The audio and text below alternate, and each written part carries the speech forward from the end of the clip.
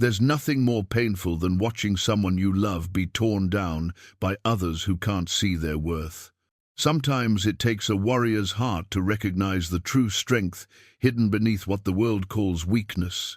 Harald Stonevein was the most feared Viking in all of Norway, but when he chose Gudrun as his bride, the entire village laughed. They called her worthless, barren, a waste of a good man's name. She'll bear no heirs, they mocked behind her back. But Harald saw something deeper, a quiet strength that would soon silence every cruel tongue. Within one season, Gudrun carried his child.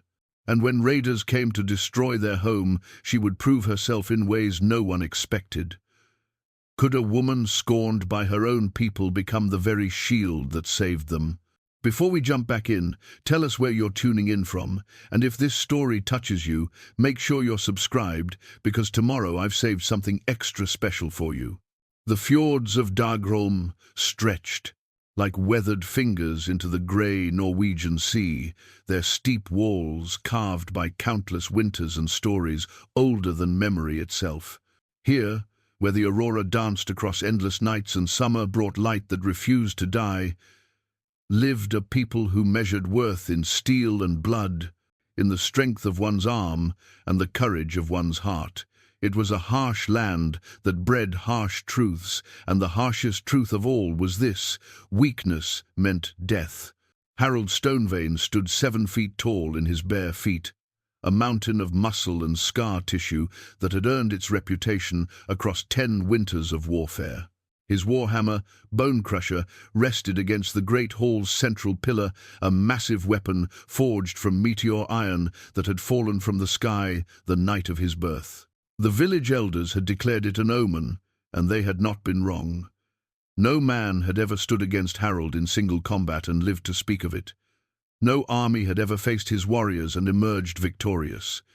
He was, by every measure their world understood, the perfect Viking chieftain. The great hall of Daggerholm bore witness to his legend. Trophy weapons hung from every beam, swords taken from fallen enemies, shields split by his hammer, helmets that had once protected the skulls he'd crushed.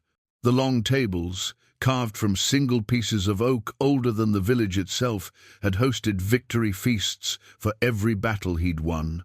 The fire pit in the center had burned continuously for 30 years, fed by the bones of his enemies and the grateful offerings of his people. Yet for all his victories, Harald carried burdens invisible to those who cheered his name. He had buried 2 younger brothers to plague and pride, watched his father die slowly from wounds that festered and would not heal.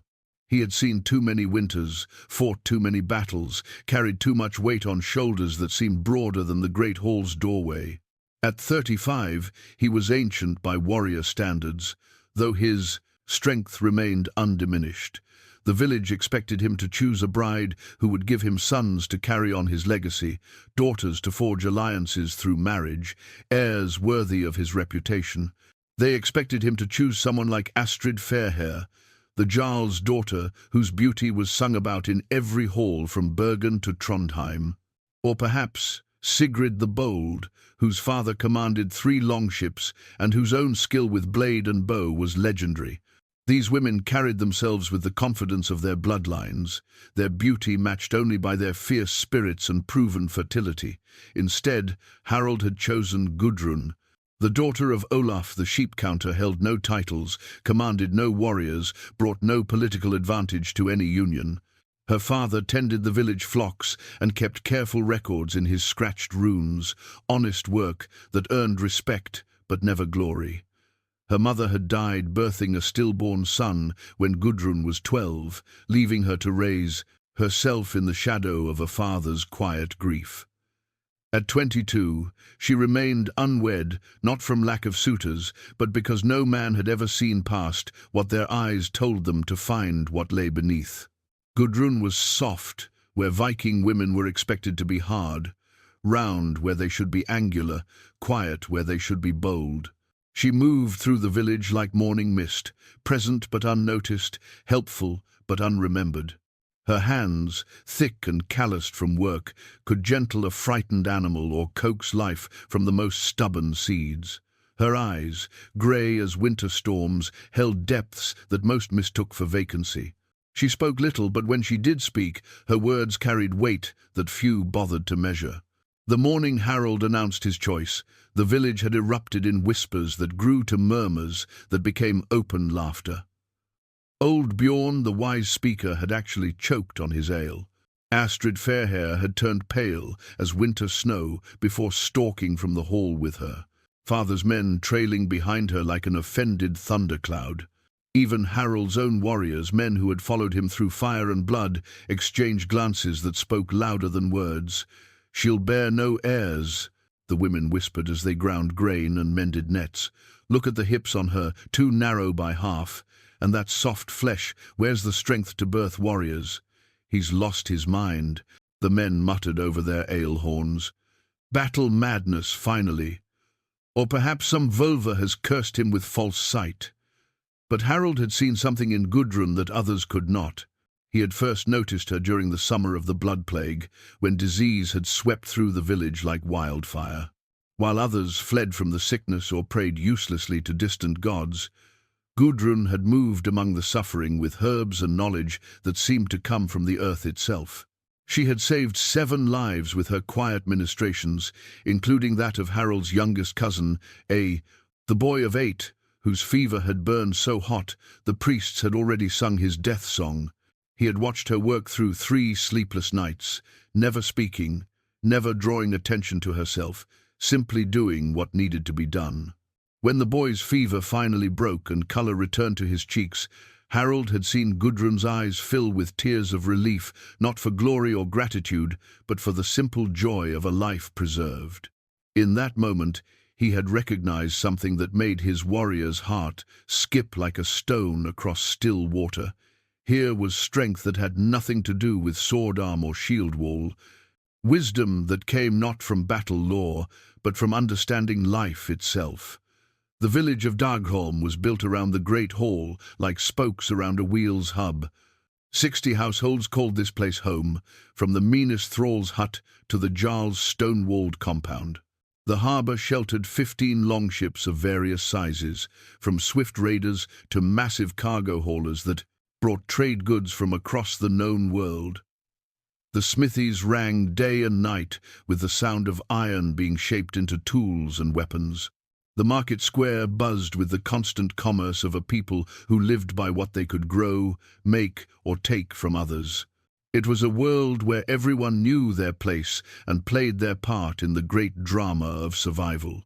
The warriors fought and died for glory and plunder. The farmers grew food and raised animals to feed the warriors.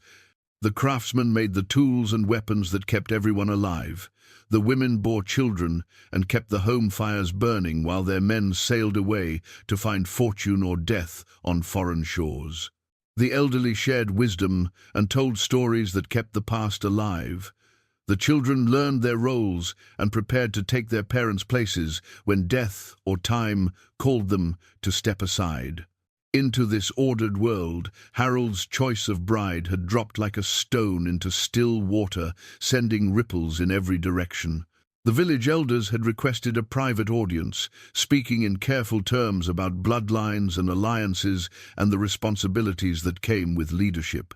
The warriors had grown quiet in their training, uncertain whether their chieftain's judgment could still be trusted. The women had become divided into 2 camps. Those who pitied Gudrun for the humiliation that surely awaited her, and those who resented her for reaching above her station.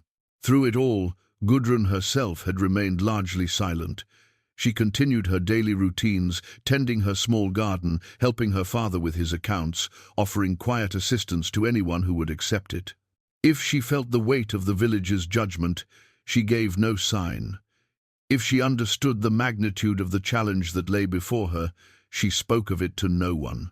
Harald had sought her out one evening as she sat by the stream that ran behind her father's house, her hands busy with some needlework that would never win admiration, but would serve its purpose well.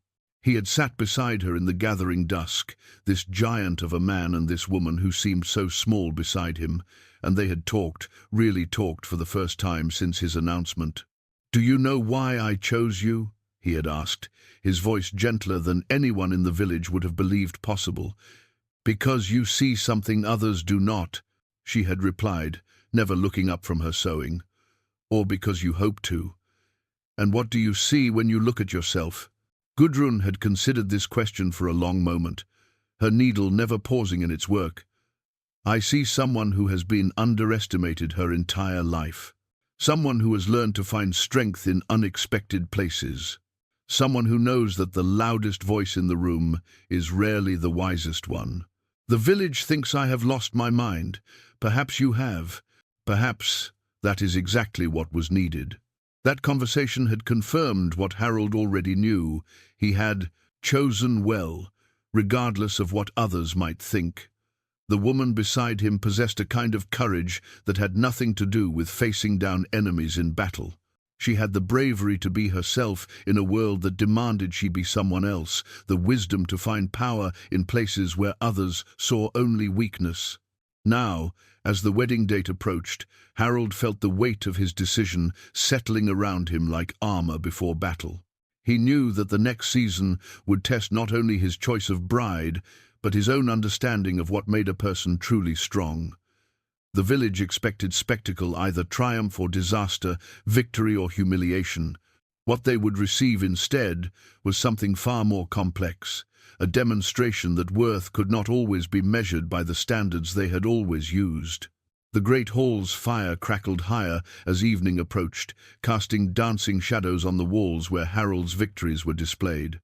But tonight, his thoughts were not on past glories or future conquests.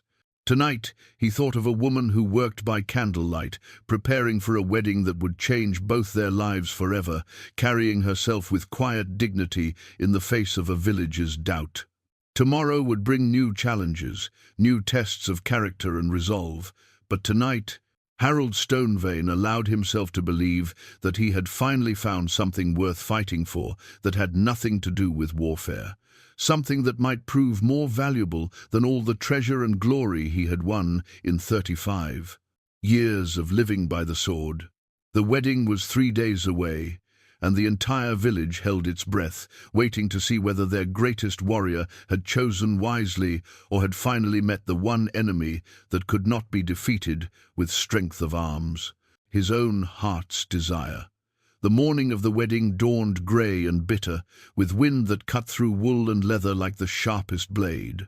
The marriage contract stone had been carved 3 days earlier by Ragnar the Rune Master, its ancient symbols binding Harald Stonevein and Gudrun Olafsdotter in the eyes of gods and men alike. The stone stood now at the center of the village square, its fresh-cut surface gleaming wet with morning dew, waiting to witness vows that had already become the source of more whispers than any wedding in living memory. Gudrun stood before the polished bronze mirror in her father's house, her wedding dress, a simple but well-made gown of undyed wool, hanging loose around her soft frame. Her veil, passed down through 4 generations of women in her family, lay across her shoulders like a gentle blessing. The linen was yellowed with age, but still strong, still beautiful in its simplicity. Her hands trembled only slightly as she arranged the fabric, and her grey eyes held steady in their reflection. "Daughter," her father said softly from the doorway, his weathered face creased with worry. "It is not too late to—" "To what, father?" Gudrun turned to face him, her voice calm as still water. "To run? To hide? To prove them all correct in their judgment of my worth?" Olaf, the sheep counter, stepped into the room, his hands working nervously at the leather cord that held his best tunic closed. "Harald Stonevein is a good man, but this marriage the entire village speaks against it. They say I will bear no heirs. They say I am too soft, too weak, too much burden for too little value." Gudrun's voice never rose above a whisper, but steel had entered it like iron folded into heated metal. "Let them say what they will, father. Words have power only if we grant it to them. Outside, the village had gathered in the square with an energy that felt more like preparation for a public execution than a wedding celebration. Children darted between the adults' legs, sensing excitement without understanding its nature. The women clustered together like crows on a corpse, their voices rising and falling in the rhythm of shared gossip and mutual judgment. "Look at her father," whispered Helga, the bread baker, to her sister. "The shame written on his face, he knows what this day will bring." "Poor Harald," added Ingrid the spinner, shaking her head with theatrical sadness. "A man of his stature, reduced to this. What curse has fallen upon his judgment?" Near the great hall's entrance, Harald's warriors stood in uncomfortable silence. These men had followed their chieftain through battles that would live forever in song, had trusted his decisions with their very lives. Yet today, doubt flickered in their eyes like candle flames in a bitter wind. "He sees something we do not," muttered Eric Ironhand, Harald's second in command, though his voice carried little conviction. "Or he sees what is not there," replied Thorvald the Young. "Battle madness takes many forms. Perhaps this is his." The ceremony itself began with the ancient rituals that had joined countless couples before them. The village priest, old Gunnar, with his one remaining eye and voice like grinding millstones, called upon Thor to bless this union with strength, upon Freya to grant it fertility, upon Odin to give it wisdom. The words echoed across the square, bouncing off stone walls and wooden shutters, witnessed by gods and men alike. When Harald appeared, resplendent in his finest clothes, and bearing Bone Crusher across his massive shoulders, a respectful murmur rose from the crowd. Here stood their champion, their protector, their greatest source of pride. Some had hoped that seeing him in his full glory might restore their confidence in his choice. Instead, the contrast between his magnificence and Gudrun's ordinary appearance only made the whispers louder. "She looks like a thrall beside a king," someone called out, not bothering to lower their voice. "What sons could such a pairing produce?" added another. "What strength could flow from such weakness?" Gudrun walked across the square toward the marriage stone with steady steps, her father beside her, offering what support he could. Every eye in Daggerholm followed her movement, measuring, judging, finding her wanting by standards she had never been allowed to help define. The silence that fell as she approached Harald was not the reverent quiet of a sacred moment, but the breathless anticipation of witnessing disaster. Harald took her hands in his own, her small, work-roughened fingers disappearing within his calloused palms like flowers closing before a storm.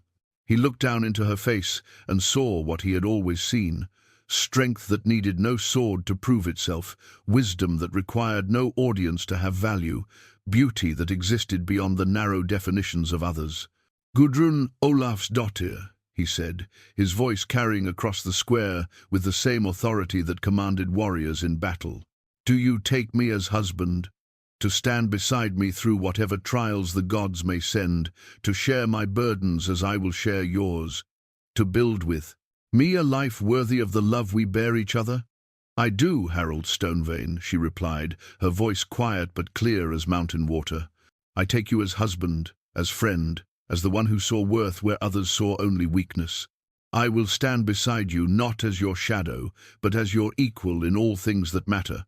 The traditional words of binding followed, spoken by priest and witnessed by stone and sky.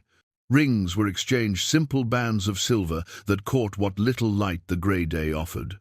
The marriage cup was shared, each drinking the honeyed mead that symbolized the sweetness they would find in their union. According to every law and custom their people knew, Harald and Gudrun were now bound as one flesh, one family, one shared destiny. But tradition could not silence the voices that rose, even as the priest pronounced them wed. "She'll bear no heirs," called out Ragnhild the wise woman, her voice cracking with age, but carrying the authority of one who had delivered. "Half the babies born in Dagrom over the past 30 years. Look at those hips, too narrow by half. Mark my words, this union will produce nothing but disappointment and sorrow." The words struck the crowd like lightning, illuminating a dark landscape. Murmurs became open discussion, whispers became bold pronouncements. The prophecy had been spoken by one whose knowledge of such matters could not be questioned, and it settled over the wedding celebration like ash from a distant fire. Harald's jaw tightened, but before he could speak, Gudrun stepped forward. Her hand found his arm, not seeking protection, but offering restraint. She looked out across the sea of faces, seeing in them not malice, but fear. Fear of change, fear of the unknown, fear that their greatest champion might have finally made the mistake that would diminish them all. Ragnhild, wise woman, speaks from knowledge hard-earned over many years, Gudrun said, her voice somehow reaching every corner of the square, despite its gentleness. I do not dispute her wisdom in the ways of birth and blood, but I would remind everyone here that worth is not measured only in the children we bear, but in the lives we touch, the wisdom we share, the love we offer freely to those around us. She paused, letting her gaze move across the crowd, meeting eyes that quickly looked away from her steady regard. If the gods will that I bear Harald no children, then so be it. But do not mistake an empty womb for an empty heart, or assume that value can be measured only in the continuation of bloodlines. There are many ways to leave a legacy. Many forms of strength that have nothing to do with the battlefield or the birthing bed. The silence that followed her words was different from the one that had preceded them. Where before there had been anticipation, now there was uncertainty. Some faces showed surprise that she had found the courage to speak at all. Others reflected consideration of words they had not expected to hear. A few showed the first glimmers of respect for a woman who would not bow her head beneath their judgment. Harald squeezed her hand, his heart swelling with pride and gratitude for this woman who stood beside him, not as decoration or political alliance, but as true partner. He raised their joined hands above their heads, displaying their unity to all who watched. "The ceremony is complete," he announced. "Let all who witness this day remember that strength takes many forms, wisdom speaks with many voices, and love, true love, sees what others cannot." The feast that followed was subdued by wedding standards, though the food was plentiful and the ale flowed freely. Conversations clustered around the central question that Ragnhild's pronouncement had planted. Would time prove Harald wise or foolish? Would Gudrun rise to meet the challenges of her new position, or would she confirm every doubt the village harbored about her? Suitability?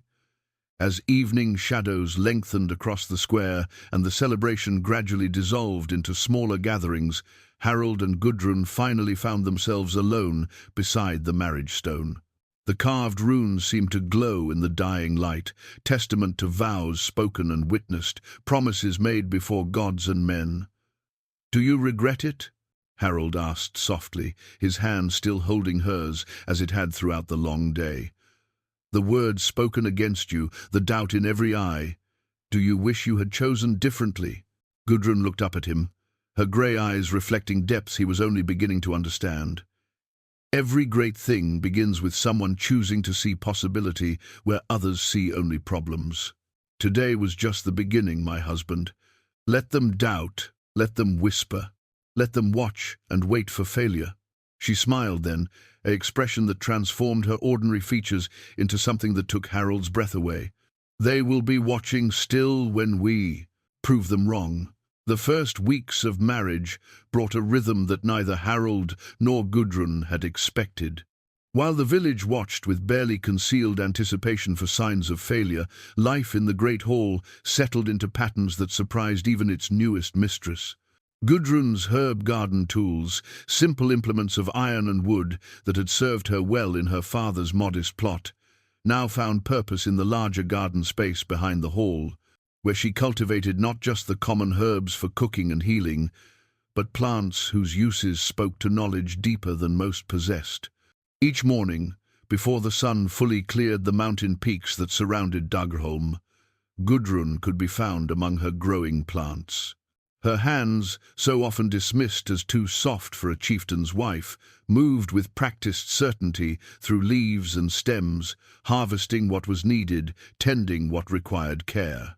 The early light revealed a woman at peace with herself and her work, untroubled by the whispers that followed her through the village like persistent shadows. Harald often watched her from the hall's entrance, marveling at the transformation that came over his wife when she thought herself unobserved. Here, among growing things and the quiet work of cultivation, Gudrun showed a confidence that the public eye seemed to diminish. She spoke to her plants as some spoke to favored animals, with words of encouragement and gentle guidance that somehow seemed to produce results beyond what the soil and season should have allowed. "The lavender responds well to morning songs," she told him one day, when he finally approached to ask about her methods. "And the chamomile grows stronger when you tell it about the people it will help to sleep peacefully." Any other man might have laughed at such notions, but Harald had learned to recognize wisdom that came from sources his warrior's training had never taught him to value. If Gudrun said that plants responded to kindness, then perhaps they did. If her gentle voice could coax healing properties from common herbs, then perhaps there were forms of strength he had never learned to understand. The village women's reaction to Gudrun's presence among them proved more complex than simple rejection. While some maintained their cold distance, others found themselves drawn to seek her help with ailments that the traditional healers had been unable to address. When young Astrid Swifthands came to Gudrun with a cough that had lingered through 3 months of changing weather and found herself cured within a week of following Gudrun's gentle recommendations, word began to spread in whispers of a different kind. "Perhaps there is more to Harald's choice than we understood," murmured Solveig the weaver to her daughter as they worked their loom together. "Astrid swears the new wife's remedies worked better than anything old Bjorn the healer has tried." But for every voice that spoke of growing respect, 2 others remained convinced that time would prove their initial judgment correct. The warriors who gathered each morning for training spoke in low tones about the changes they observed in their chieftain's manner, wondering whether marriage to such an unlikely woman might somehow diminish the edge that had kept them all alive through countless battles. "He smiles more," observed Thorvald the Young to his companions as they practiced sword work in the training yard. "But does he strike less surely? Does he plan with less cunning?" Eric Ironhand, ever loyal despite his private doubts, shook his head firmly. "Harald's skill with blade and strategy remains as sharp as ever. If marriage brings him contentment, then we should be grateful. A peaceful heart often sees more clearly than a troubled one."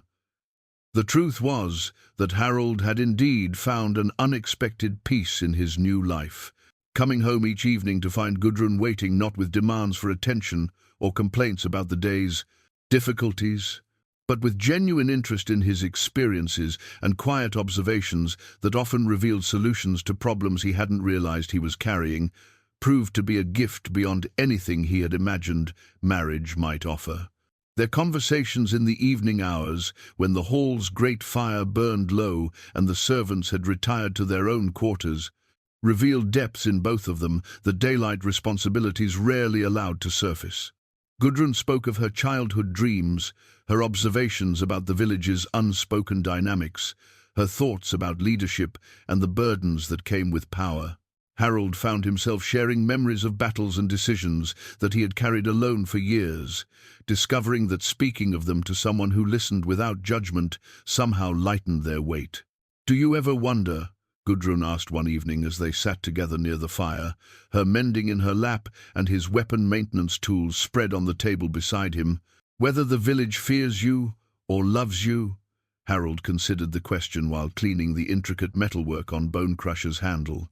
"I have always assumed that fear and love were the same thing when it comes to leadership.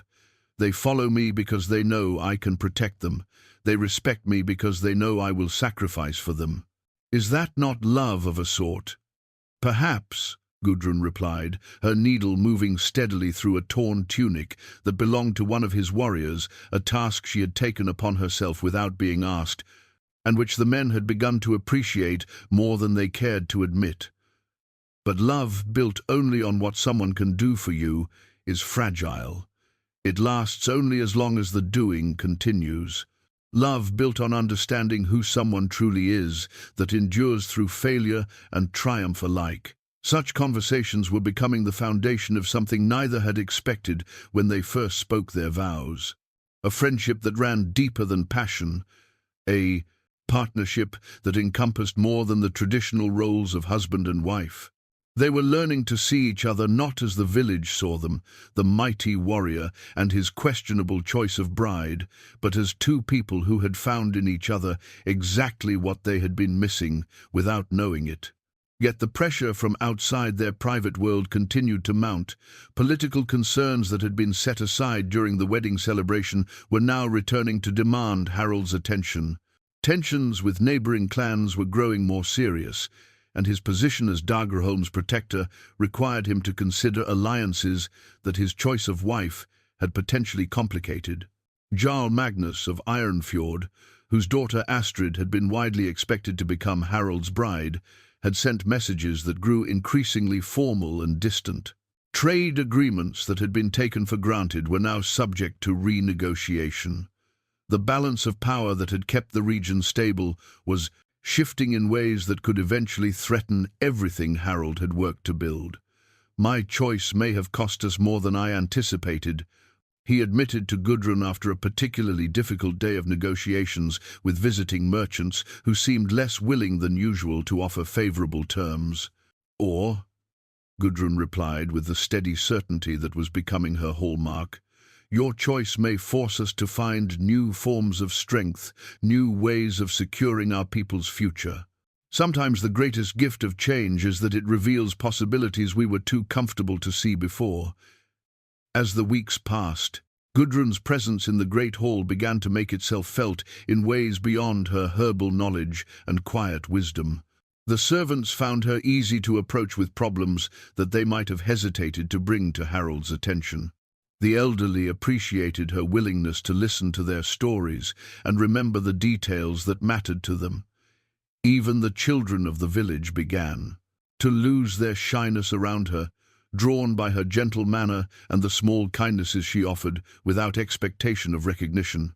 But in the back of every mind, spoken or unspoken, remained the central question that Ragnhild's wedding day prophecy had planted.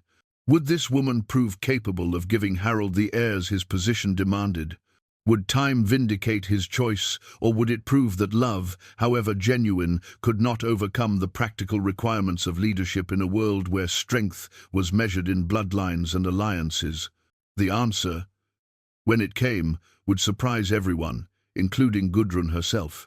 3 months into their marriage, the pressure for heirs had become a weight that pressed down upon the Great Hall like storm clouds gathering before thunder. Harald's warriors spoke of it in careful terms during their training, their loyalty preventing direct criticism, but their concern evident in sideways glances and half-finished conversations.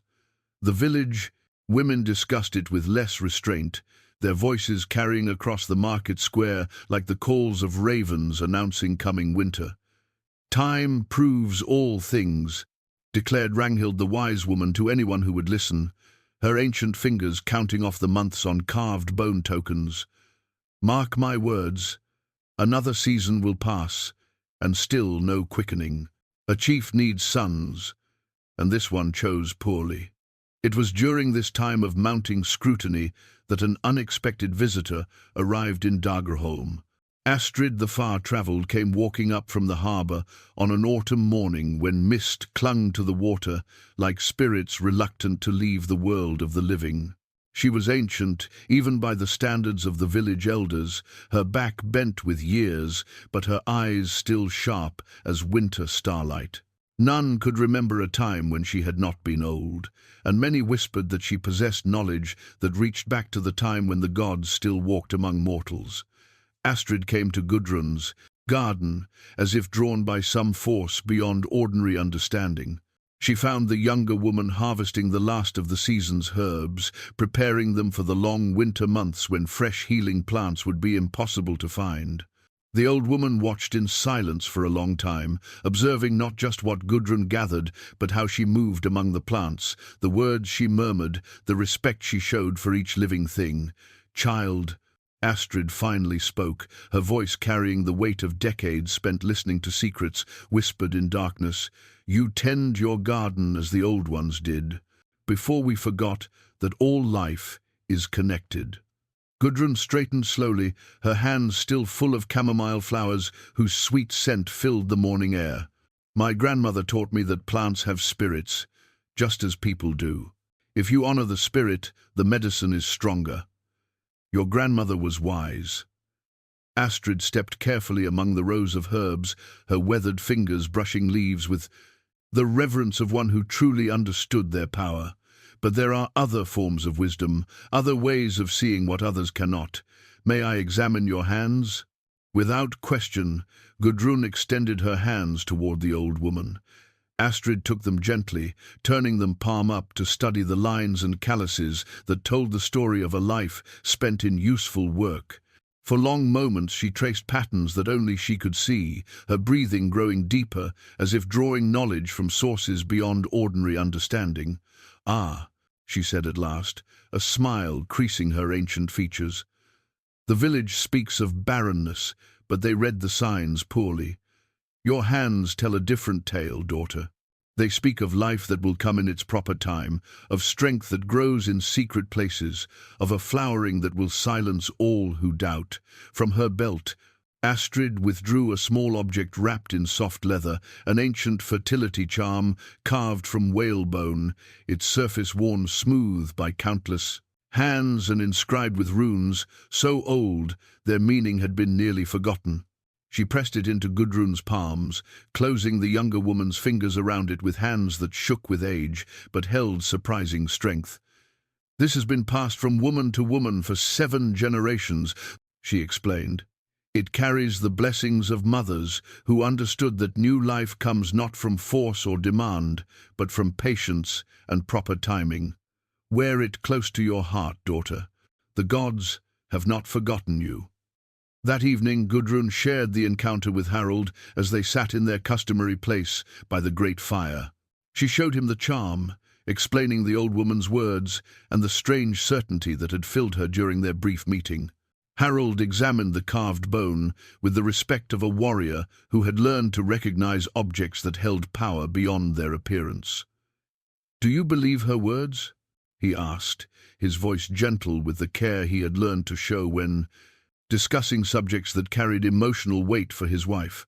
"I believe that hope is never wasted, even when it proves misplaced," Gudrun replied. "And I believe that Astrid the far-travelled has seen more of life and death than any of us. If she says there is reason for hope, then perhaps there is." The charm became Gudrun's constant companion, worn on a cord around her neck and hidden beneath her daily clothes. Whether through its influence or simple coincidence, the weeks that followed brought subtle changes that only she at first noticed. Her body began to feel different in ways that were familiar from watching other women in the village, changes so small that she spoke of them to no one while she waited to see if they would continue. Meanwhile, the political pressures that Harald faced were growing more serious by the day. Messages arrived from neighboring clans with increasing frequency, their contents ranging from formal diplomatic concerns to thinly veiled threats. The balance of power that had kept the region stable was shifting, and Harald's unexpected choice of bride had inadvertently contributed to the growing instability. Jarl Magnus of Ironfjord had taken Harald's rejection of his daughter as a personal insult that demanded response. Trade routes that had been secure for years were now subject to harassment by Magnus's ships. Merchant vessels that had once brought prosperity to Dagholm's harbour were finding excuses to conduct their business elsewhere.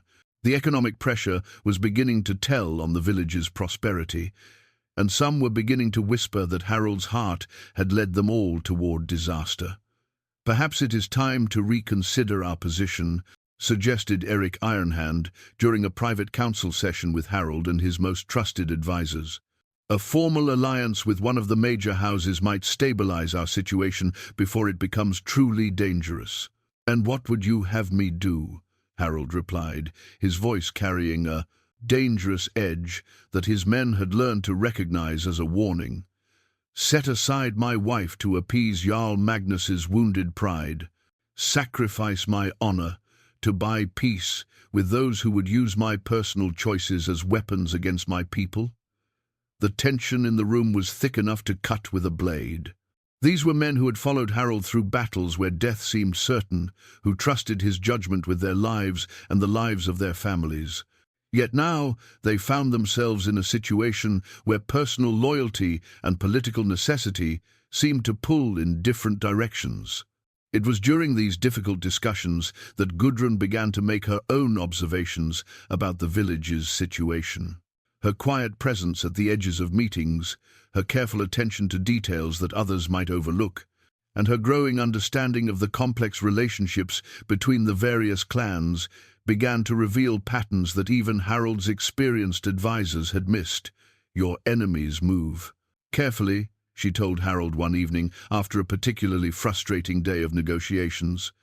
"They apply pressure gradually, testing for weakness rather than striking directly.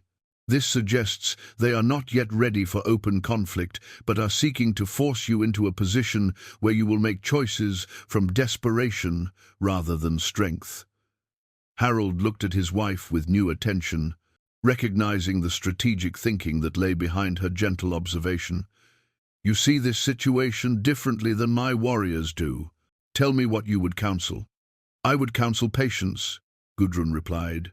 "Let them believe their pressure is having the desired effect, while we quietly strengthen our position in ways they do not expect. Sometimes the appearance of weakness can become a form of strength if used wisely."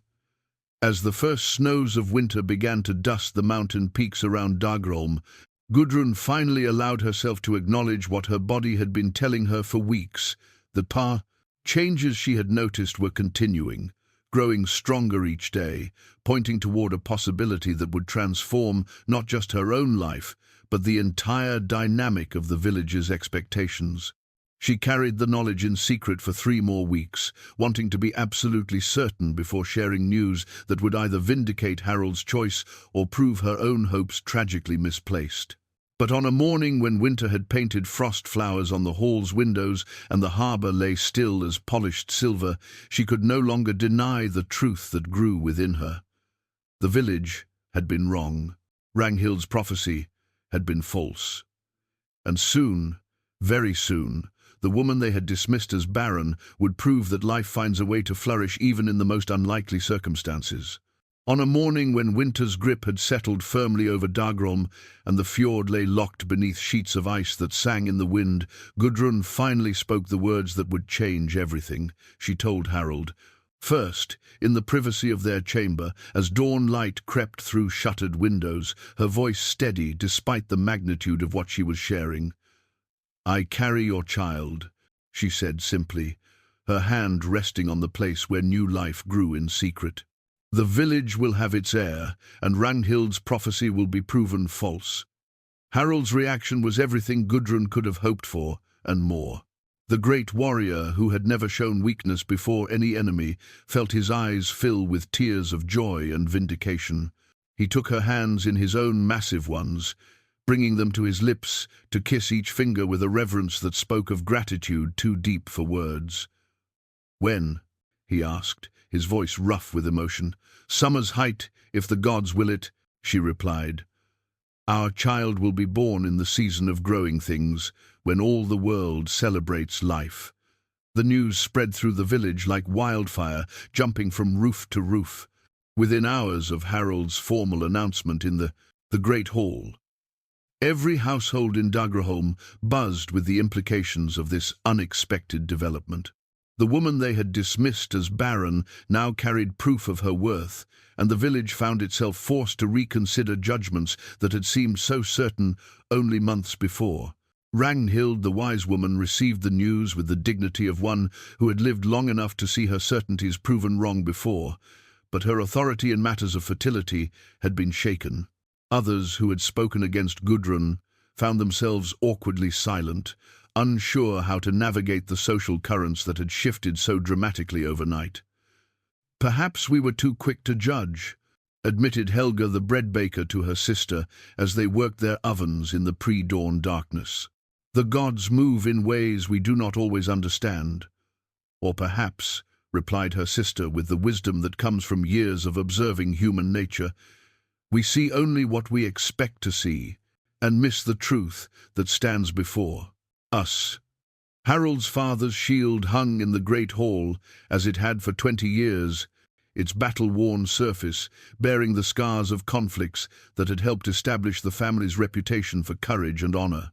Now, as Harald stood before it each morning, he felt the weight of legacy in new ways. Soon there would be another generation to carry forward the bloodline, another child to learn the stories told by each dent and scratch in the painted wood. But the joy of impending parenthood was tempered by the growing external pressures that threatened everything Harald had worked to build. Scouts brought word that ships had been seen moving along the coast, not merchants seeking trade, but vessels that moved with the purpose of raiders testing defenses and seeking weakness. More troubling still were the reports from traders who had travelled through neighbouring territories. Jarl Magnus of Ironfjord was actively seeking alliances with clans that had previously remained neutral in regional politics. The web of relationships that had maintained peace was being systematically undermined by a man whose pride would not allow him to accept Harald's marriage choice without consequence. "He moves carefully but deliberately," Eric Ironhand reported during the council meeting that followed the latest intelligence gathering. "Magnus seeks to isolate us, to cut our trade routes and turn our allies against us without direct confrontation that would make him appear the aggressor." Harald studied the simple map spread before them, its rough lines marking the territories and allegiances that determined life and death for everyone in Dagrom. Each clan's position was represented by coloured stones, and the pattern they formed showed a growing circle of hostility that threatened to strangle his people's prosperity. "What does he hope to gain?" asked Thorvald the Young. "Even if he succeeds in damaging our position, what profit is there for him in weakening a neighbour who has never threatened his interests?" It was Gudrun who provided the answer, speaking from her place at the edge of the circle, where the women traditionally observed but rarely participated in such discussions. "Respect," she said quietly. "He seeks to prove that actions have consequences, that personal choices cannot be separated from political realities. By making us suffer for Harald's decision to refuse his daughter, he sends a message to other chieftains about the price of defying his will." The men turned to look at her, some with surprise that she would speak so directly in formal council, others with growing recognition that her insights carried weight worth considering. "And if that is his goal," Harald said slowly, understanding dawning in his voice, "then he cannot be satisfied with minor inconveniences. He will continue to escalate until we are forced either to submit or to respond with force." The implications settled over the room like a cold fog rolling in from the sea. War was coming, whether they chose it or not. The only questions were when it would arrive and whether they would be ready to meet it. In the weeks that followed, Dagholm began to prepare for siege in ways both obvious and subtle. Weapons were sharpened and armor mended. Food stores were quietly increased through careful trading with merchants who had not yet been turned against them. The village's defenses were inspected and strengthened where weakness was found. But perhaps the most significant change was in how the people viewed Gudrun herself. Her pregnancy had forced a fundamental revision in their understanding of her worth, but it was her growing involvement in the village's strategic planning that truly began to win their respect. She attended council meetings not as decoration or silent witness, but as an active participant whose observations often revealed important details that others had missed. Her approach to problems differed markedly from the warrior's mindset that dominated most discussions.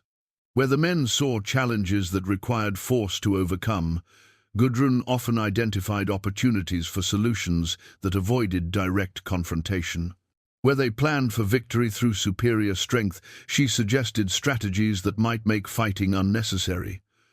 "What if we are approaching this backwards?" she asked during one particularly difficult planning session. "Instead of preparing to defend against Magnus's aggression, what if we found ways to make our friendship more valuable to him than our destruction? You would have us negotiate from weakness?" Eric Ironhand's voice carried the skepticism of a professional warrior faced with unfamiliar concepts. "I would have us negotiate from a different kind of strength," Gudrun replied patiently. "The strength of being essential rather than merely formidable. Magnus can replace enemies easily enough. He simply finds new targets for his ambition. But allies who provide unique value are much harder to replace." Such conversations were becoming regular features of village planning, and Harald found himself increasingly impressed by his wife's ability to see solutions where others saw only problems. Her mind worked differently than his own, less focused on defeating opponents than on understanding what they truly wanted and finding ways to provide it that served everyone's interests. The pregnancy progressed smoothly through the winter months, with Gudrun showing the quiet radiance that expectant mothers often develop. She continued her daily routines with only minor adjustments, tending her herb garden's winter preparations, offering healing knowledge to those who sought it, and gradually taking on more responsibilities in the village's daily governance.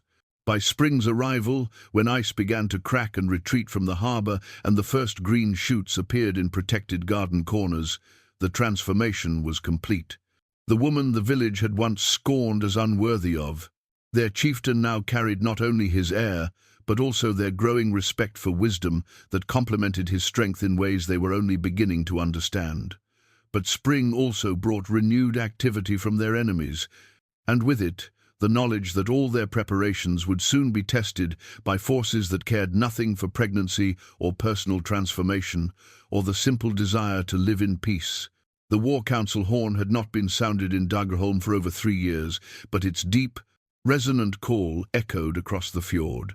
One grey morning in late spring, when the ice had finally retreated, and the harbour lay open to whatever might come from the sea, the ancient horn, carved from the tusk of a whale that had beached itself during Harald's grandfather's time, carried within its voice the authority of generations and the weight of decisions that would determine whether the village survived or fell. Gudrun felt the child quicken within her as the horn's call reached the hall where she had been reviewing grain stores with the village's senior women. The timing seemed prophetic, new life stirring at the very moment when that life faced its greatest threat from forces gathering beyond the horizon. She placed a protective hand over her growing belly and made her way to the council chamber where Harald's most trusted advisors were already assembling. The news that prompted this emergency gathering had arrived with Bjorn Swiftfoot, one of Harald's best scouts, who had ridden hard for 2 days to bring word of what he had observed in the territories controlled by Jarl Magnus. His report was detailed and deeply troubling. A fleet of 27 longships had gathered in Ironfjord's protected harbour, far more vessels than Magnus controlled through his own resources. The alliance network he had been building through the winter months was now revealing its true scope and purpose. "He has gathered ships from 4 different clans," Bjorn reported, his voice hoarse from hard travel and lack of sleep.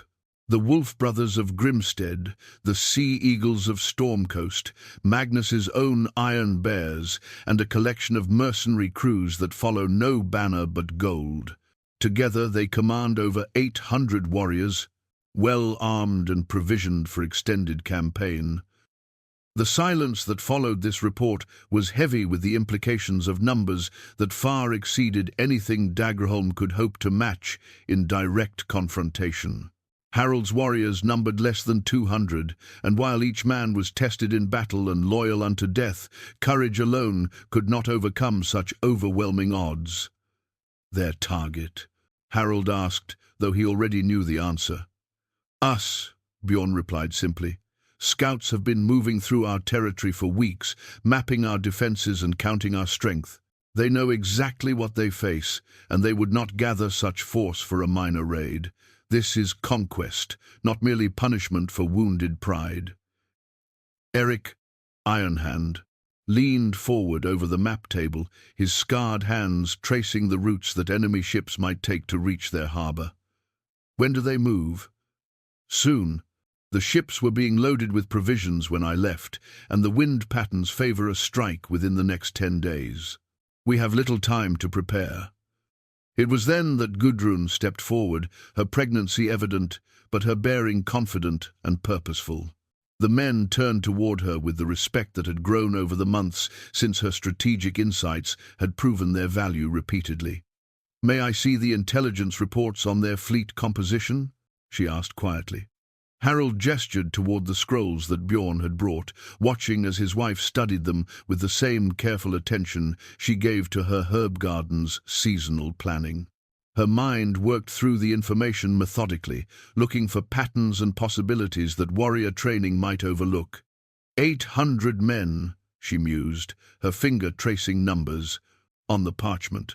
But spread across 27 ships means relatively small crews per vessel. They are planning to arrive quickly and in force, but their logistical support for extended siege will be limited. "What are you thinking?" Harald asked, recognizing the expression that came over Gudrun's features when she was seeing possibilities that others had missed. "I am thinking that Magnus has made the same mistake many strong men make. He assumes that overwhelming force at the point of attack is the only factor that matters."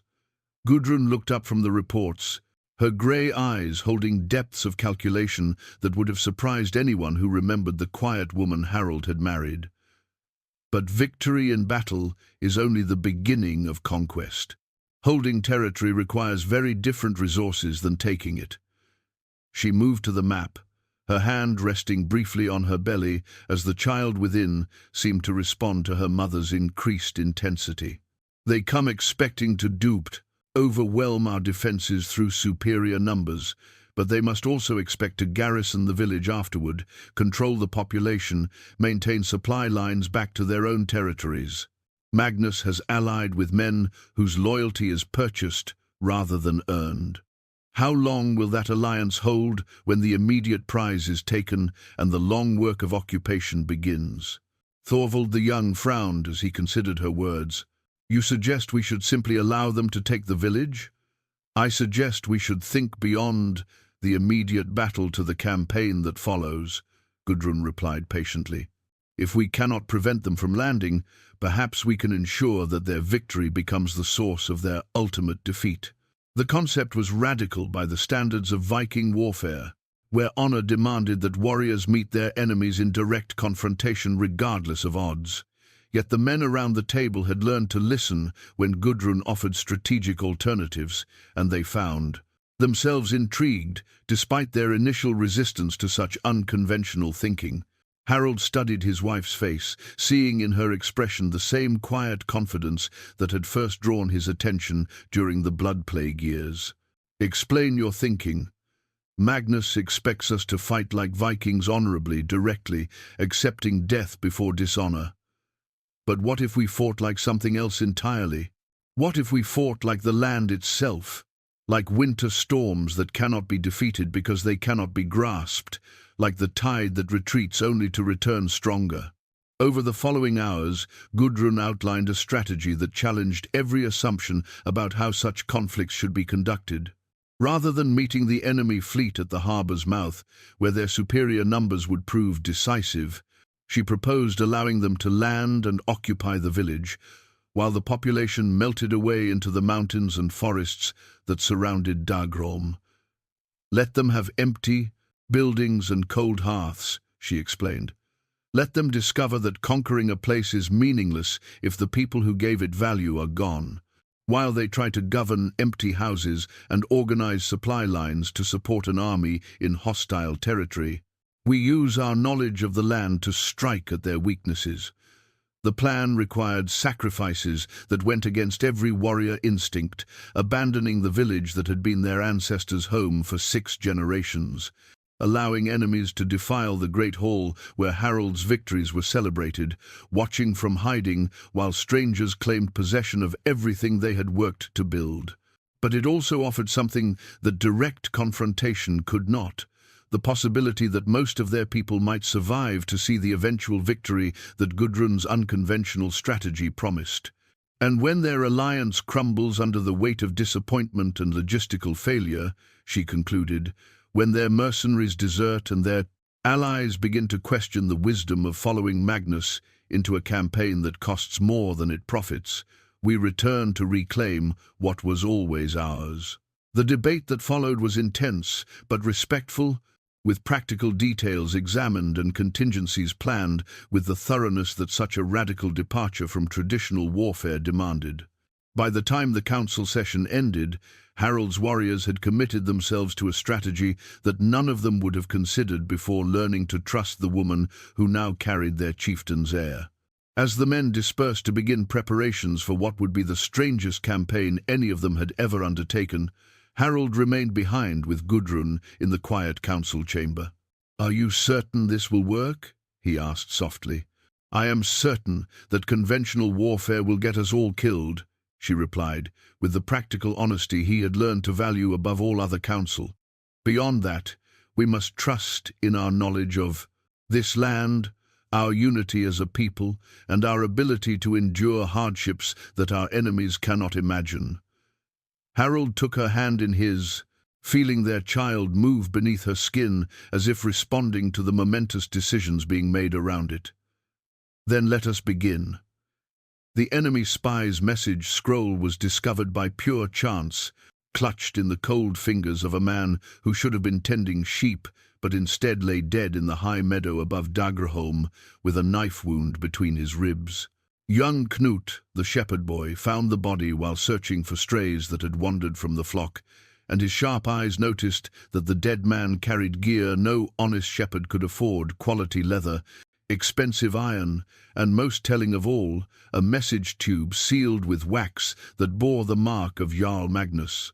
Harald unrolled the parchment in the privacy of his chamber, Gudrun beside him, as the meaning of its contents became clear in the dim light of oil lamps that flickered with their urgency. To understand what they faced. The message was written in the formal script of professional scribes, its neat lines revealing intelligence that transformed their understanding of the threat arrayed against them. The spy had been detailed, methodical, and thorough beyond anything they had imagined possible. Every aspect of Dagerholm's defenses had been mapped with precision that spoke of months of careful observation. The locations of weapons caches, the patterns of guard rotations, the strengths and weaknesses of individual warriors, all documented with the efficiency of men who planned victory through knowledge rather than courage alone. But more shocking still were the details about the village's internal dynamics. The spy had identified which families harbored doubts about Harald's leadership, which merchants feared the economic consequences of his marriage choice, which elders whispered that perhaps submission to Jarl Magnus might bring more prosperity than continued resistance. Names were listed alongside assessments of their reliability, their potential usefulness, their willingness to cooperate with new management. Thorkel, the grain seller, has expressed interest in expanded trade opportunities. Read one entry that made Harald's blood run cold. Believes current leadership too focused on honor rather than profit. Could be useful in transition period. Ragnhild, the wise woman, remains influential among village women. Her public doubts about the chieftain's wife's fertility could be exploited to undermine confidence in bloodline continuity. Line after line revealed that their enemy understood not just their military capabilities, but their social fractures, their economic pressures, their personal fears and ambitions. This was intelligence gathering of a sophistication that suggested resources far beyond what Jarl Magnus commanded through his own clan's capabilities.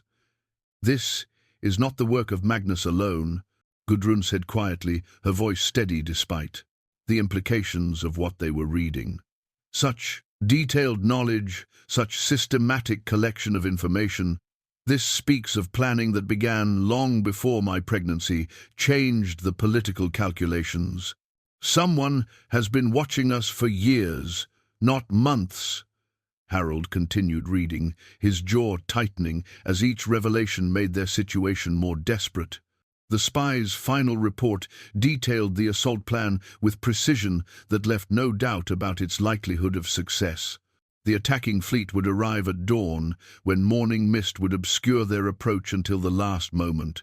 Landing parties would strike simultaneously at 3 points around the harbor, preventing any coordinated defense.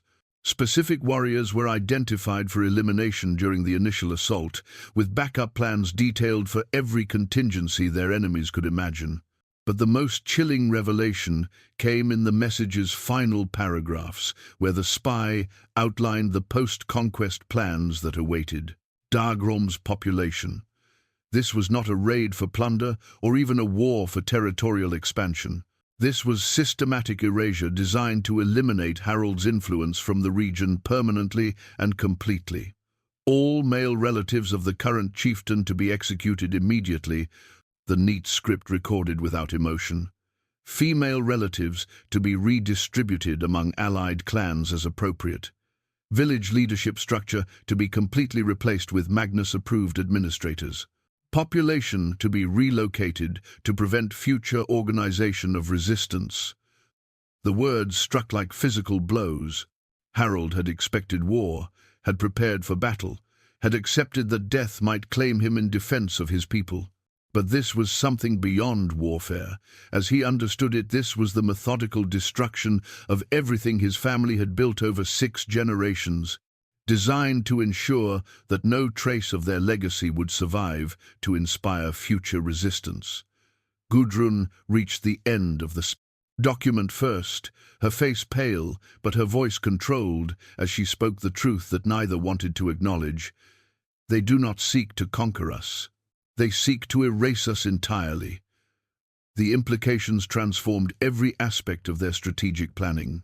The unconventional campaign Gudrun had proposed, allowing the enemy to occupy the village while conducting guerrilla resistance from the surrounding wilderness, would not work against enemies who planned to scatter or eliminate the population entirely. There would be no village to reclaim, no people to rally, no legacy to restore. "How long do we have?" Gudrun asked, though her hand resting protectively on her belly suggested she already understood the personal urgency of their situation. 3 days, perhaps 4 if weather delays them, Harald replied, his mind racing through possibilities that seemed to narrow with each moment of consideration. Not enough time to organize evacuation to safe territory, certainly not enough to doze. Negotiate alliance with clans powerful enough to deter this level of force. They sat in silence for long moments, the weight of approaching doom settling around them like fog rolling in from the sea. Everything they had planned, every strategy they had considered, every hope they had maintained was crumbling before the reality of an enemy who understood their weaknesses better than they understood them themselves, and who possessed resources that dwarfed anything they could marshal in response. It was Gudrun who spoke first, her voice carrying a strange note of calm certainty that seemed to come from some source beyond ordinary courage. "Perhaps we have been thinking about this wrong from the beginning," she said slowly. "Perhaps we have been so focused on defending what we have that we failed to consider what we could become."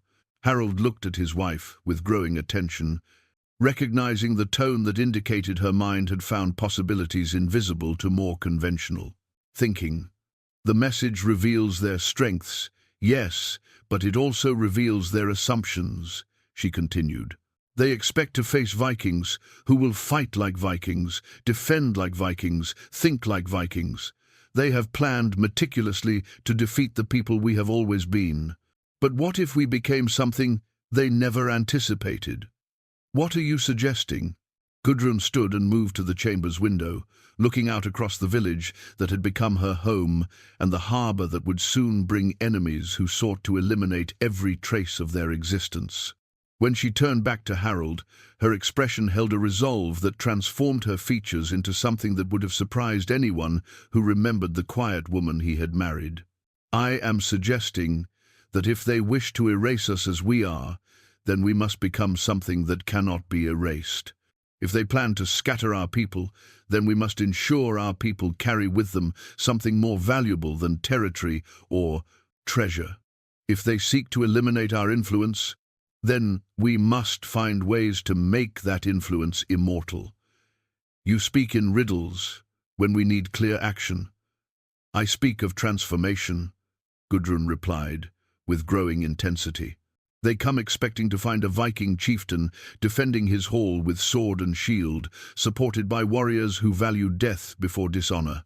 They expect to find a village that can be conquered, a people that can be displaced, a legacy that can be destroyed.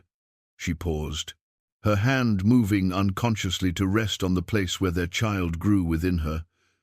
But what if instead they found something that could not be conquered because it could not be contained? What if they found people who had learned to carry their homeland in their hearts rather than in any specific place?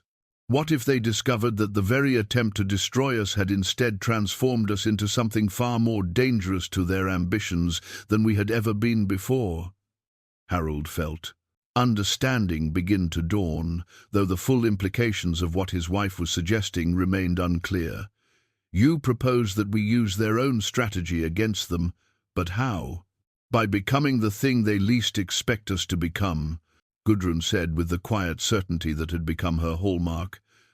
By becoming the seeds of their own destruction, scattered by their own hands to take root in places they cannot control, growing into something they cannot anticipate or prepare to defeat.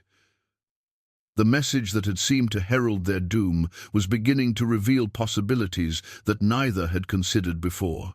Sometimes, Gudrun reflected, the greatest gift an enemy could provide was the clarity that came from understanding exactly what you faced and why conventional solutions would fail. 3 days, Harald said thoughtfully. Enough time to become something entirely unexpected. Enough time, Gudrun agreed, to teach them that some victories carry the seeds of defeat and some defeats become the foundation of triumph that spans generations. The transformation would begin immediately, driven by necessity and guided by wisdom that came from seeing possibilities where others saw only problems. Daggerholm's ancient war banner hung from the great hall's highest beam like a tattered promise of defiance against impossible odds. The fabric, woven from wool, dyed with berries that no longer grew in these mountains, bore the faded image of a bear standing against lightning, the symbol chosen by Harald's ancestors when they first claimed this fjord as their home. 6 generations of warriors had carried it into battle, and its frayed edges spoke of victories won and prices paid in blood across 2 centuries of northern warfare.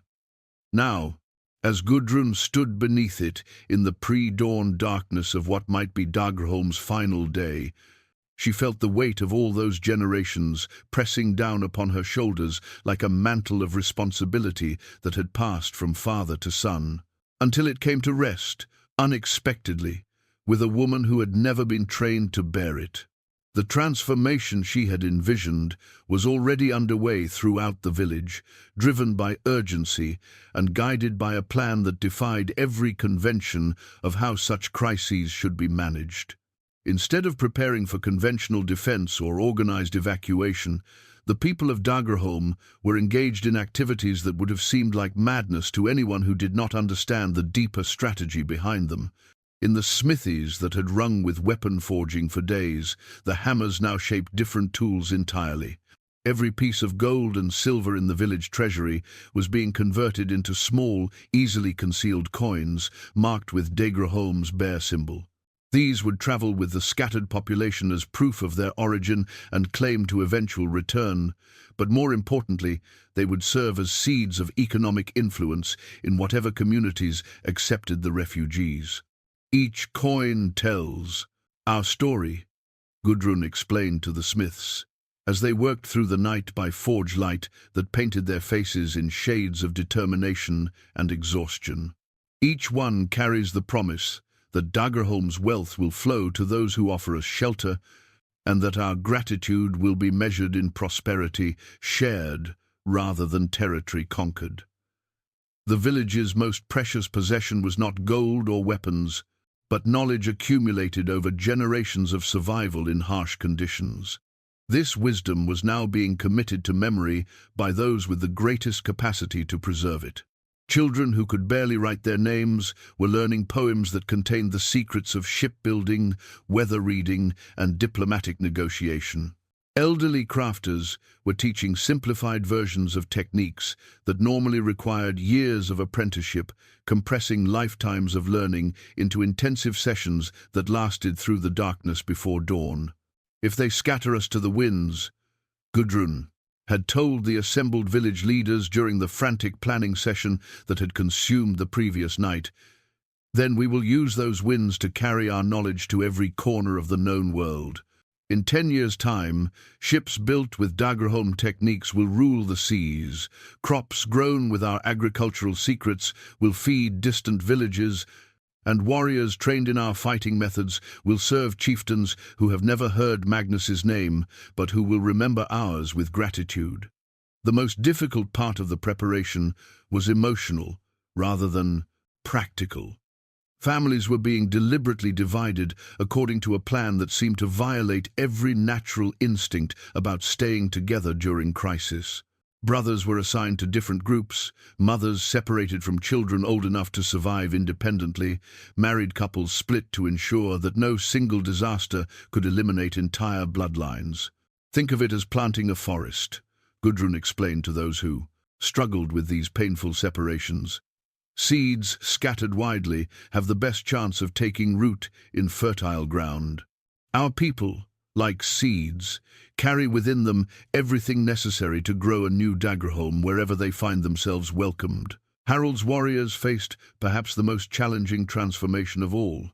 Men trained from childhood to face death before dishonor were now being asked to accept survival before glory, to choose life over heroic reputation, to embrace tactics that prioritized the mission's success over individual martial achievement. The psychological adjustment required was immense, but their loyalty to Harald made it possible. "You have followed me into battle for years," Harald told them, as they gathered in the great hall for what might be their final meeting.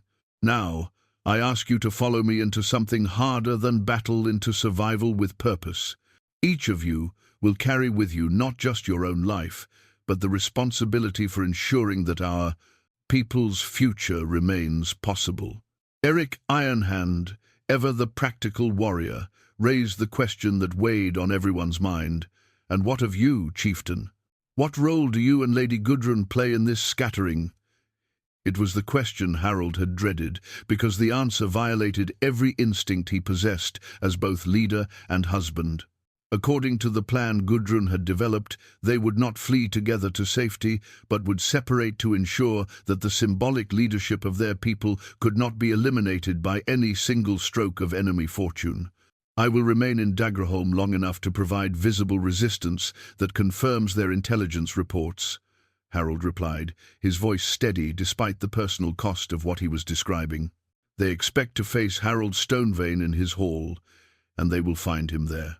The spectacle of my death will satisfy their need for victory and convince them that their primary objective has been achieved.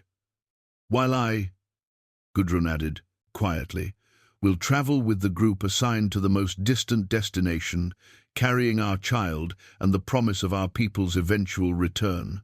They seek to eliminate Harald's bloodline, so that bloodline must survive beyond their reach until it can reclaim what was stolen." The silence that followed was heavy with the implications of a strategy that demanded the ultimate sacrifice from both of them, not death, which would have been familiar and even welcomed by Viking standards, but separation during the most dangerous period any of them had ever faced, with no guarantee that they would live to see each other again. Thorvald the Young voiced what others were thinking. "There must be another way. Surely we can find some strategy that does not require—" "There is no other way," Gudrun interrupted with finality that brooked no argument. "Every alternative we considered leads to total destruction. This plan offers our people the possibility of survival and eventual restoration. The price demanded of Harald and myself is painful beyond words." but it is not greater than what the continuation of our legacy requires. As the first grey light of dawn began to creep through the great hall's windows, the final preparations accelerated with the urgency of people who understood that their time for planning had run out. The last of the treasure was distributed among designated carriers. Final instructions were reviewed with group leaders who would guide refugees to predetermined destinations across the known world. Weapons were concealed in places where they might be recovered years later by people who would need them for the long work of eventual return. Most heart-rending of all were the personal farewells being spoken throughout the village as families prepared for separations that might last for years or prove permanent. Children too young to understand the magnitude of what was happening clung to parents they might never see again. Elderly couples who had spent lifetimes together exchanged promises to wait for reunion in whatever world awaited beyond this one. Gudrun moved through these scenes of parting with the steady presence that had become her hallmark, offering comfort where it was needed, practical guidance where it was more useful, and always the quiet certainty that these sacrifices served purposes greater than personal preference. Her pregnancy was now obvious enough that none could miss it, and the sight of their chieftain's wife preparing to face exile while carrying the future of their bloodline gave her words weight that mere authority could never have provided. "Remember," she told each group as they prepared to depart through routes designed to avoid the enemy fleet's approach, "you carry with you not just your own lives, but the seeds of our people's future.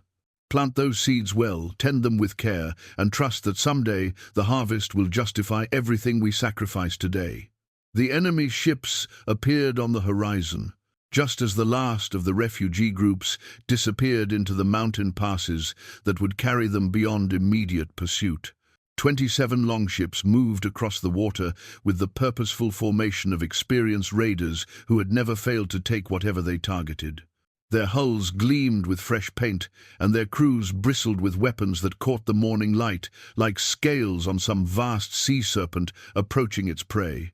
Harald stood in the great hall's doorway, bone crusher in his hands and his finest armor gleaming with oil, applied for what would likely be its final use.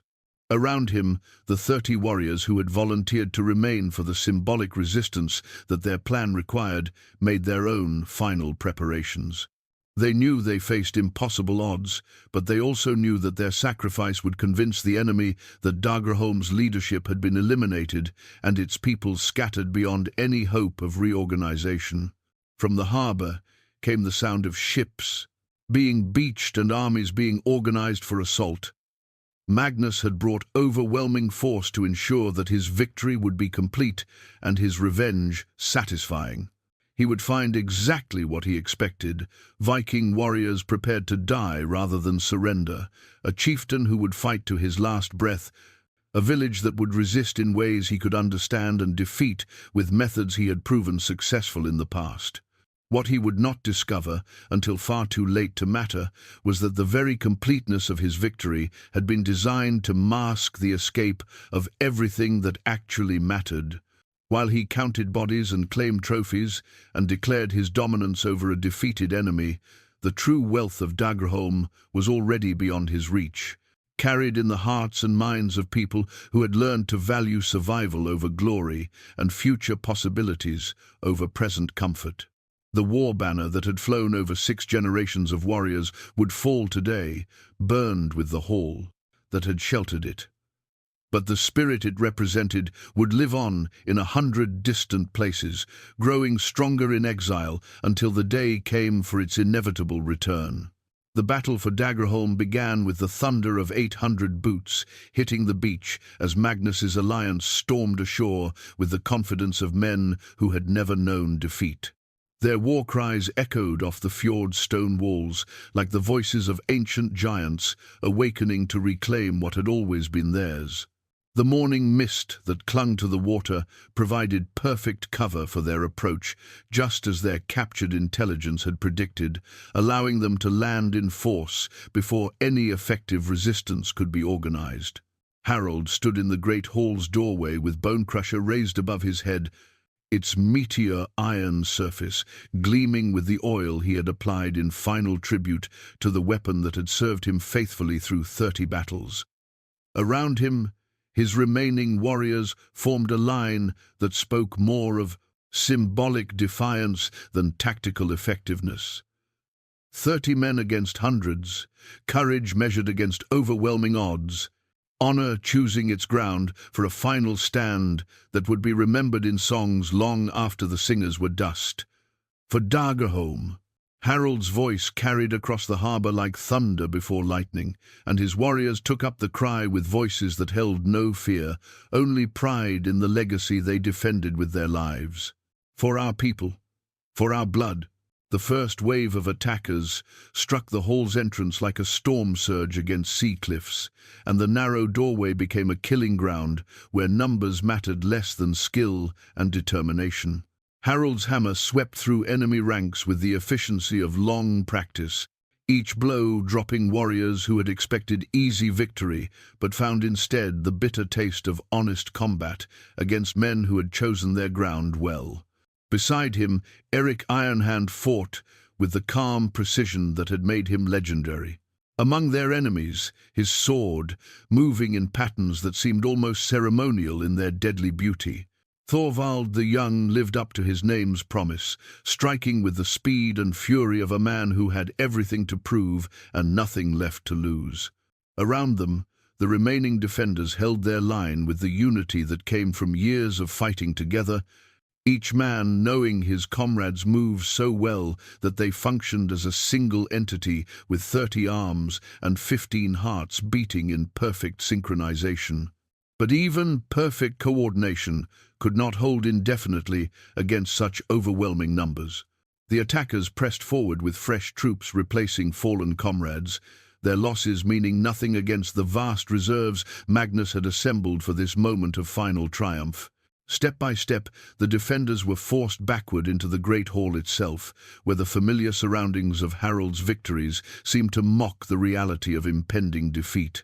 The hall that had hosted countless celebrations of successful raids now witnessed the systematic destruction of everything it had represented. Trophy weapons were torn from the walls, where they had hung in honor, broken and scattered by enemies who cared nothing for the stories they told. The great fire pit that had burned continuously for 30 years was extinguished beneath the boots of men who brought only cold conquest to replace the warmth of hearth and home. Yet, even as the physical structure of their resistance crumbled around them, Harald and his warriors fought with the knowledge that their real victory was already being achieved in places far beyond Magnus's reach. Every moment they held the enemy's attention was another moment for the refugee groups to increase their distance from pursuit. Every spectacular display of defiance was further confirmation that Daggerholm's leadership had chosen glorious death over shameful survival, exactly as Magnus's intelligence had predicted they would. Gudrun's improvised war staff, hastily assembled from her herb-gathering tools and iron bands taken from storage barrels, would never see use in the great hall's defense. She was already miles away, traveling with the group assigned to the longest and most dangerous journey, carrying their child towards safety that lay beyond the known world's edges. But her influence shaped every aspect of the battle being fought in her absence, from the tactical decisions that maximized symbolic impact to the strategic timing that ensured maximum benefit from each warrior's sacrifice. "Remember," Harald called to his men, as the enemy circle tightened around their diminishing position, "we hold them here not for glory, but for time. Every heartbeat we purchase with our blood is a heartbeat our people use to carry our legacy beyond their reach." The words seemed to give the defenders new strength, transforming their resistance from desperate defense into purposeful sacrifice. They fought now, not as men facing certain death, but as warriors whose deaths would serve causes greater than personal survival. Each blow struck carried the weight of accumulated generations. Each stand taken honored the memory of ancestors who had faced similar, impossible odds for similar necessary purposes. Magnus himself appeared in the hall's entrance, his massive frame filling the doorway like some manifestation of inevitable doom. The Jarl's face bore the satisfaction of a man whose careful planning was proving its worth through complete success. He surveyed the scene of destruction with the appreciation of a craftsman whose work was approaching its intended conclusion. Harald Stonevein. He called across the chaos of combat, his voice carrying the authority of unquestioned victory. Your hall burns, your warriors fall, your people scatter like leaves before winter wind. Will you not yield and spare yourself the pain of watching everything you built crumble into ash? Harald's response was to raise Bone Crusher one final time, its weight feeling somehow lighter in his hands as death approached with the certainty of sunrise. Around him, his surviving warriors took their positions for what they all understood would be their last stand, their formation perfect, despite the wounds that marked each man's body like bloody medals of honor earned through honest service to causes worth dying for. "Come then," Harald replied, his voice carrying across the burning hall with the calm certainty of a man who had made peace with his choices and their consequences. "Let us finish what your pride began." The victory horn of Daggerholm had been carved from the largest bull-walrus tusk ever taken in these waters, its voice capable of carrying news across the entire fjord when blown by lungs strong enough to fill its ancient curves. For 6 generations, it had announced only triumph, successful raids, favorable treaties, the birth of heirs who would carry on their people's legacy. Today, it would sound a different note entirely, blown by enemy lips to celebrate a conquest that was both more and less than it appeared. Magnus raised the horn to his lips as his warriors finished the systematic slaughter that had eliminated Harald and his final defenders. The great hall lay in ruins around them, its treasures claimed, its symbols of power broken, its chieftain's body cooling among those of the men who had died beside him. By every measure that mattered to Viking understanding of warfare, the victory was complete and satisfying. The horn's deep voice echoed across the fjord as Magnus proclaimed his triumph to the mountains and sea, its sound carrying the news that Daggerholm had fallen and its people been scattered to the winds. His alliance had achieved exactly what they had come to accomplish, the elimination of Harald Stonevein as a political force and the destruction of his village's capacity for independent resistance. But even as the victory celebration began among the ashes of everything Harald had built, the true scope of what had been accomplished was beginning to reveal itself in ways Magnus could not yet comprehend. The intelligence that had guided his perfect assault had been accurate in every detail except the most important one. It had told him how to destroy what Daggerholm had been, but not what it was becoming even as his ships approached the harbor. 3 days' journey to the north, Gudrun paused in her flight to listen as the horn's distant voice reached her through the mountain passes. Her hand rested on her belly where new life stirred in response to the sound, and tears she had held back since leaving, Harald fell freely down her cheeks as she absorbed the reality of what that horn call meant. Her husband was dead, her home was destroyed, and her people were scattered across the known world like seeds thrown by a careless hand. Yet even through grief that threatened to overwhelm her entirely, Gudrun felt something else stirring. Within her heart, not despair, but a fierce determination that would have surprised anyone who remembered the quiet woman Harald had married. Magnus believed he had eliminated her bloodline by killing her husband, but he had failed to understand that bloodlines could not be destroyed by violence, only transformed by necessity into something stronger than what had existed before. "He is gone," she whispered to the child within her womb, her voice steady despite the tears that marked her cheeks. "But his strength lives on in you, and his wisdom in the knowledge we carry to build something better than what was destroyed. They think they have won a victory, but they have given us the greatest gift any enemy can offer. They have shown us that we can survive the loss of everything we thought we needed, and discover that what truly matters cannot be taken by force." The group of refugees, travelling with her, had heard the horn's call as well, and they looked to her now for guidance in the moment when the full magnitude of their loss was becoming clear. These were simple people, farmers and craftsmen, elderly scholars and young mothers who had never expected to find themselves homeless and leaderless in hostile territory, carrying nothing but the knowledge and determination Gudrun's strategy had given them. "What now, lady?" asked Olsen the miller, his weathered face creased with worry for his grandchildren who travelled with another group toward a different destination. "Where do we go when the road ends?" "The road never ends," Gudrun replied, with the calm certainty that had become her hallmark.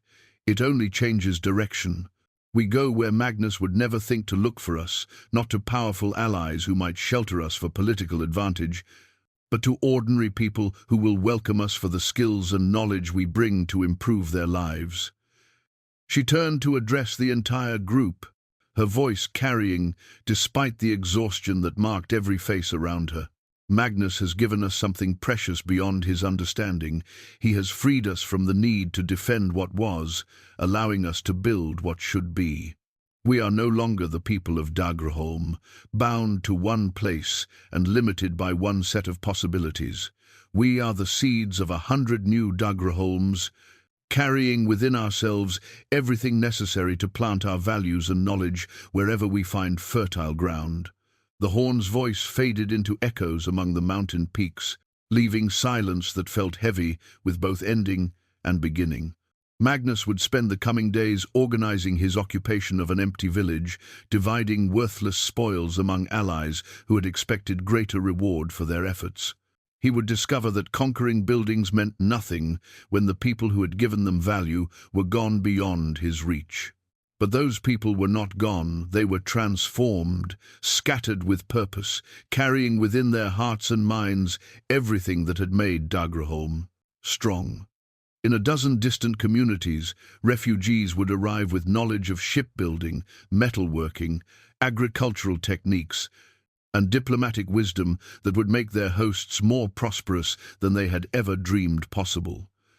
The gratitude and influence that followed would create networks of alliance that spanned the known world, all tied together by shared loyalty to the woman who had shown them how survival could become victory and exile could become expansion. "Come," Gudrun said to her companions, shouldering her pack and turning toward the path that would carry them beyond the reach of enemies who believed they had already won. "We have a future to build, and the work begins now." Behind them, the victory horn's echoes died away among mountains that had witnessed the end of one story and the beginning of another that would prove far more extraordinary than anything that had come before. The baby's first swaddling cloth was woven from linen grown in soil that had never known the shadow of Dagraholm's mountains, embroidered with protective runes stitched by hands that had learned their craft in a village whose name would never appear in any saga. Yet the child who lay wrapped within its gentle embrace carried within his blood the legacy of 6 generations of chieftains and the promise of restoration that would span years yet to be counted. 5 seasons had passed since Magnus's victory horn had echoed across empty water, and the world had changed in ways that no intelligence network could have predicted. The scattered people of Dagraholm had found new homes across the known world, just as Gudrun had foreseen, but their influence had spread far beyond what even she had dared hope during those desperate days of planning and parting. In the prosperous trading town of Birka, where Swedish merchants gathered wealth from routes that spanned continents, the arrival of former Dagraholm shipwrights had revolutionized maritime design. Vessels built with techniques preserved in refugee memories now dominated the Baltic trade, their improved construction and innovative rigging making their owners wealthy beyond traditional dreams. The gratitude of those owners expressed itself in political influence that reached the ears of kings, and the name of Gudrun Wise Speaker was spoken with respect in royal halls, where Magnus's name carried no weight at all. To the west, in the green valleys of Ireland, where monks copied manuscripts by candlelight, Elderly scholars who had fled Daggerholm's destruction were sharing knowledge that bridged the gap between warrior culture and learned wisdom. Agricultural techniques that had allowed farming in Norway's harsh climate were transforming Irish harvests, while diplomatic innovations developed through generations of clan negotiations were helping local chieftains resolve conflicts that had simmered for decades. Churches offered prayers of thanksgiving for the strangers who had brought such gifts, and the places in bishops who led those prayers remembered clearly which direction their benefactors' enemies lay. Even in distant Constantinople, where the Byzantine Emperor's Varangian Guard stood watch over palaces that gleamed with gold and precious stones, warriors who had once followed Harald's banner now served new masters while whispering to their comrades about the injustices that had driven them from their homeland. The imperial court that valued their services listened with growing interest to tales of a Jarl whose ambition had overreached itself, whose actions had created instability in northern territories that were vital to the empire's trade interests. But perhaps the most significant change was taking place in a modest farmstead in the Danish countryside, where Gudrun had found shelter with a childless couple whose kindness had provided exactly the sanctuary her strategic mind had hoped to discover. Here, far from the political currents that would have marked her as a valuable prize or dangerous enemy, she had given birth to Harald's son and begun the long work of weaving together the scattered threads of her people's influence into something that would eventually prove unbreakable. The child, they called Magnus, a name chosen deliberately to honor the enemy whose actions had ultimately served their cause, showed signs of inheriting both his father's physical strength and his mother's gift for seeing possibilities where others perceived only problems. Even at 5 months, his grey eyes held depths that reminded his mother of storm clouds gathering over familiar mountains, and his grip on her finger carried the promise of hands that would one day wield power more subtle but more durable than any war hammer. "Tell me about his father," requested Astrid the Gentle, the Danish woman whose farm had become their refuge and whose generous heart had embraced them as the children she had never been blessed to bear. It had become an evening ritual, this sharing of stories that kept Harald's memory alive while teaching his son the legacy he would one day inherit.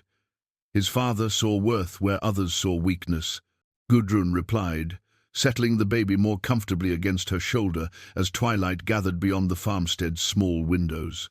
He chose love over convenience, wisdom over tradition, possibility over safety. When the entire world told him he was making a mistake, he trusted his heart's judgment and proved them all wrong. "And what of Magnus?" Astrid asked, referring to the Jarl whose name the child bore. "Do the traders bring news of his fate?" Gudrun smiled with the satisfaction of a strategist whose long-term planning was proving its worth through patience and careful observation. "Magnus rules over empty halls and governs scattered stones. His allies have discovered that conquest without profit soon loses its appeal, and his subjects have learned that leaders who destroy more than they create are poor investments for loyalty. Last month's trading reports suggest that 3 of his allied clans have withdrawn their support, and 2 others are openly questioning the wisdom of following a chieftain whose greatest victory produced only expenses.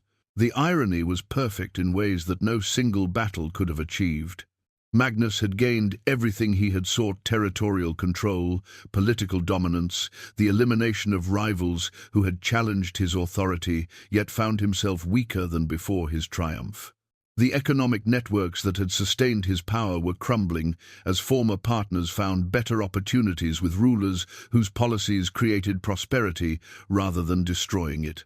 The political alliances that had made his victory possible were fragmenting under the weight of disappointment and reduced profits.